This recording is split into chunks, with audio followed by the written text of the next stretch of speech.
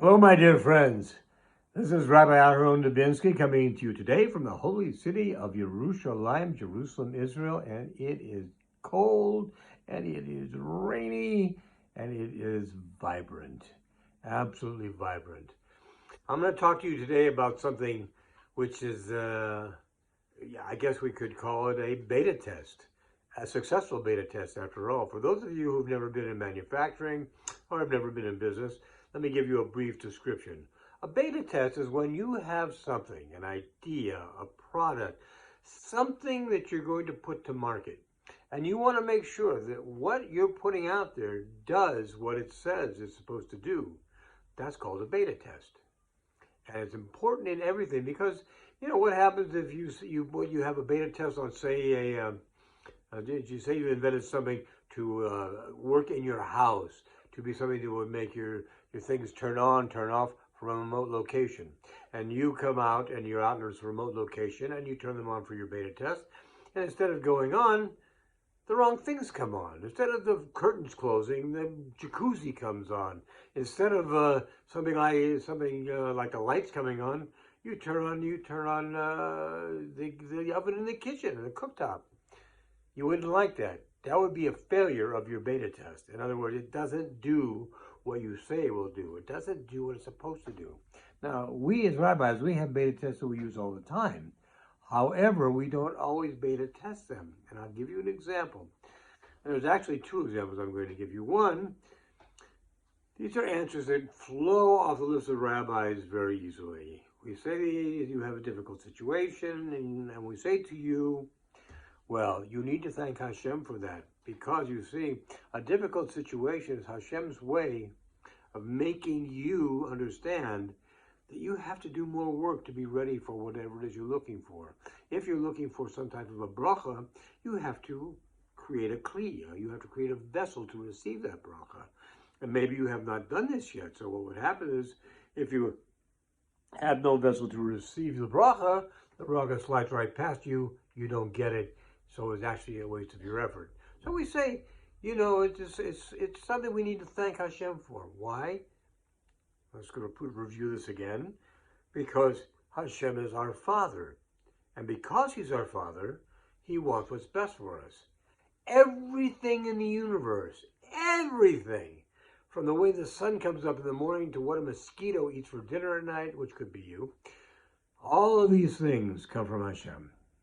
Every single one. Not almost everyone, not 99.999%, all of it. They all come from Hashem. They are always for a purpose. Because why would He waste His time doing something that had no purpose to it? And that purpose, because He is our Father and He wants us to be happy and He wants what's best for us, even if we don't see why at the moment, even if we can't get a grasp of it, we can't get our fingers on it and say, now I get it. Even if we can't do that, we have to know that it is for our ultimate best, or it would not be coming our way. So we have to thank Hashem for all things that are coming our best. Here's another thing that we do. Something comes up to us, and it's a difficult situation, and what do? We immediately start belly aching. Well, most of us do. I know I do. We bellyache. We go, oh, God, I can't believe this is happening to me. Why does this always happen to me? This is terrible. Why is this happening to me? I can't believe it. Think about another way of looking at it. Because this is what we'll tell you. This is what we will tell you. We'll tell you, don't say that. Say thank you. Say thank you. This is terrible. It's horrible. How can I say thank you for this? What are you talking about? Say thank you. I would never say thank you for something like this. Why would I say thank you for this? And the answer is because we would go to the last thing that we talked about. Everything is for the best. Even if we don't see why at the moment, it is indeed, in fact, for our ultimate best. So what we want to do is we want to say thank you. Now, what does this have to do with beta testing? I'll tell you what it has to do with it. Like every other rabbi that I know, the things that I just talked about are things that flow off our lips like honey. They just come out, they come so sweet. They're so nice.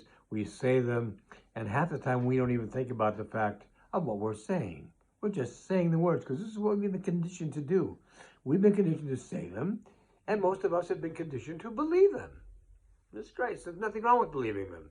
However, do they work? When was the last time we actually sat down and said, let me try to do what I suggest to others that they do? When was the last time? For most of it, it's been a while. As a matter of fact, we've been saying them longer than we can even remember. And this is what we have to do. We have to come back and we have to look at it. Now, this last week, I had a health scare. And I'm not going to get into what it was. But, you know, my immediate reaction was to go, why? I'm going to America to see my children. My daughter's getting married. It's going to be a wonderful occasion. That's what I want to do. How could you do this to me at this time? That was my reaction. That was my initial reaction. And if you have an initial reaction like that, don't be upset about it. It happens. It's normal. We're human beings. It does not behoove us. It does not get us in where we want to be, thinking in our mind when we're thinking something bad is happening for our good. So we complain about it. That's a natural thing.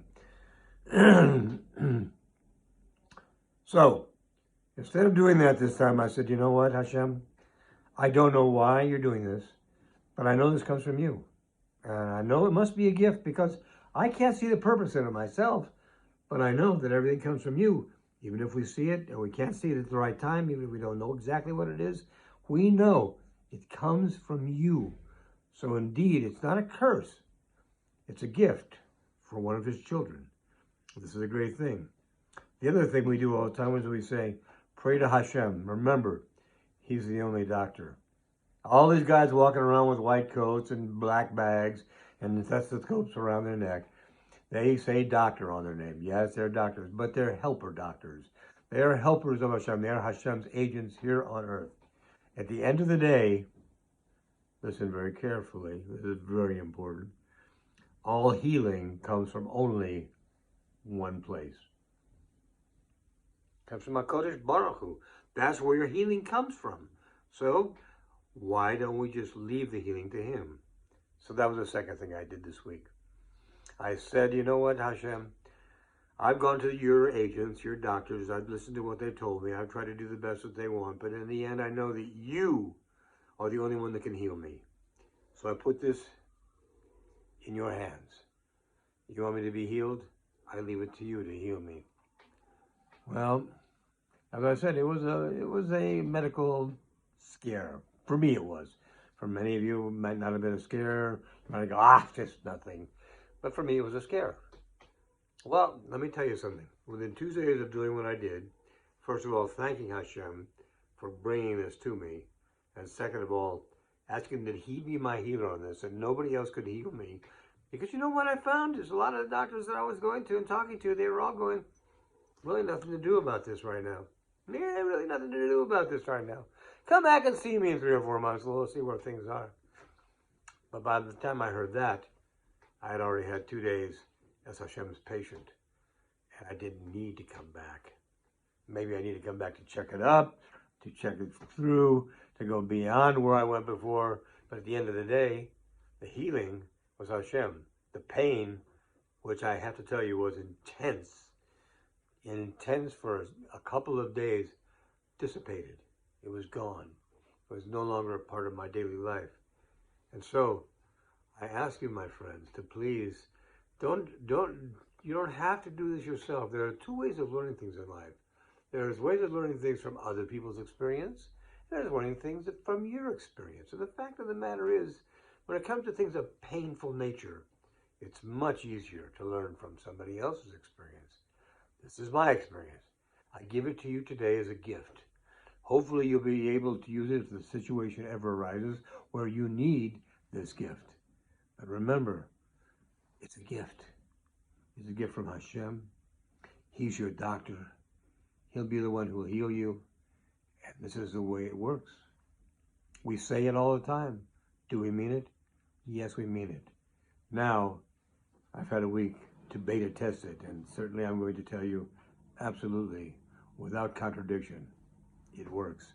So my friends, you have a great week ahead. You be well. God bless you all. And May everything you want come to you as much as Hashem wants it to come to you. Be well. God bless.